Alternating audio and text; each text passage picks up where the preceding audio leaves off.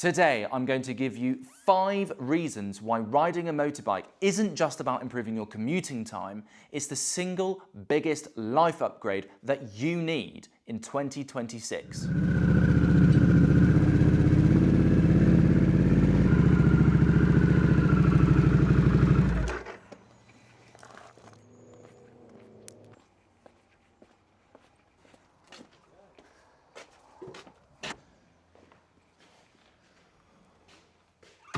If you're sat in a car or using public transport trying to get from A to B feeling like some fat bloated hamster trying to fit down a narrow maze, then you may have thought to yourself, surely there's got to be a better way than this. Number 1, time is everything and motorcycles save you a ton of it. I live in the Cotswolds here in the UK and it takes me roughly 2.5 hours to get to work. That's here in the Cotswolds to Liverpool Street in London. It also takes roughly the same if I take the train, which is a rip-off here in the UK, don't get me started. However, riding my motorbike, 1.5 hours, door to door, that's a whole hour faster than using public transport or driving my car. Now, I can't speak for the rest of the world, but here in the UK, lane filtering is perfectly legal, meaning I can slip through traffic jams and get to those lights, front of the queue. With a motorbike, travel times are predictable all year round. Plus, parking is a walk in the park. Did you know in busy city centres here in the UK, you can park your bike free of charge? You can even park your motorbike underground securely for free or very little. Suddenly, commuting doesn't feel like a chore, it feels like freedom.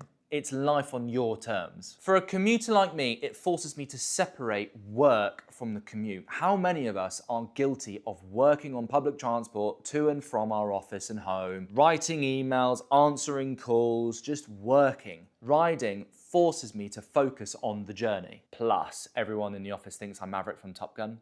Well, at least that's what I think that they think that they're thinking of, I think. But I am the boss, so they do what I tell them. Reason number 2, it's cheaper. Whilst we're on the topic of commuting, if I take the train from the Cotswolds to London during peak hours, it will cost me a whopping £85 for a return not using a rail card. £85. It's absolutely ridiculous. And there will probably be strikes, delays, a twig on the train tracks and everything stops. Or ride my motorbike, £15 in fuel, there and back. Doesn't take a genius to work that one out. Speaking of fuel, the average petrol car in the UK as of 2025 gets about 36 miles per gallon.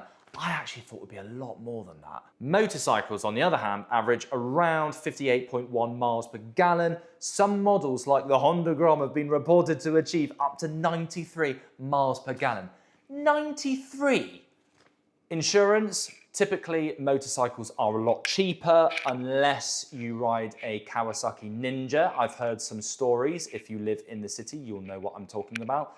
Very, very in-demand bike by the thieves. Here's a big one I bet you didn't know. The UK government still offers grants for electric motorcycles. £500 off to be precise for eligible models. And electric motorcycles are better for the environment than petrol ones, if that's your thing.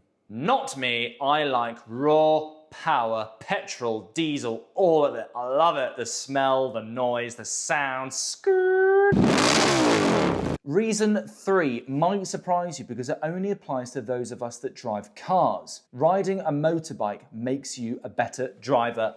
Fact. In particular, I'm talking about situational awareness and decision making. My motorcycle instructor was an ex-copper and he taught me always look 5 cars in front of you and imagine that everyone else is drunk. Brilliant, brilliant bit of advice. Whether I'm on a bike or driving a car, I always remember what he taught me. It really helps. How many riders out there absolutely loathe drivers that hog the middle lane on a motorway? In a car, quite irritating. On a motorbike, it's a completely different story. It's downright dangerous. When you hog the middle lane, you're inviting risk, and guess what? It's the biker that's going to end up worse. For those of you that are watching and are guilty of this, don't worry, we won't shame you. But if you do it again, don't do it. In short, riding a motorcycle makes you a better driver. You're better at decision making. You see the road differently. You think differently. You're just better, period. Today's video is sponsored by Sasha's, what is this, alcohol? Is Calvados.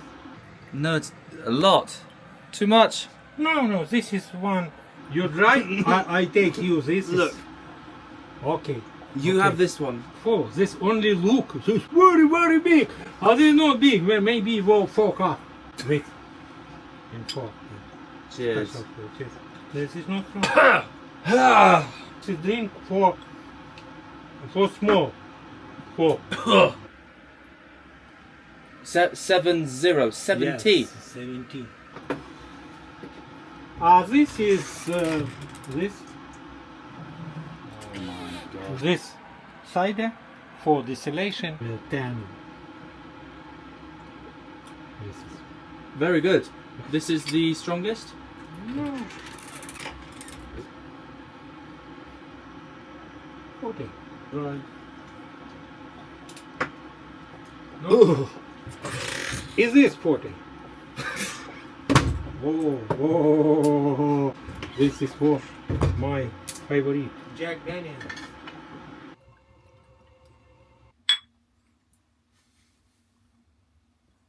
Good? Not strong. Strong. Strong? It's like medicine. All homemade. Well, I will pass. Too much. I do not know for when What's that? special tube for cocktail. Present for you. Present. Thank you. This is guest in like this device in cocktail. Okay, Sasha, I must do filming now. Thank you. I don't worry. Now, we're getting to the good part. Freedom. When you buy a bike, you're not just buying a vehicle, you're buying a lifestyle. It's the feeling of freedom. You're in control of your time, your routes, your destination, all on your terms. Riding a motorbike is good for your mental health, and I'm not throwing those words out like loose change. Listen to this. A study at UCLA found a 20-minute ride can slash cortisol levels by 30%.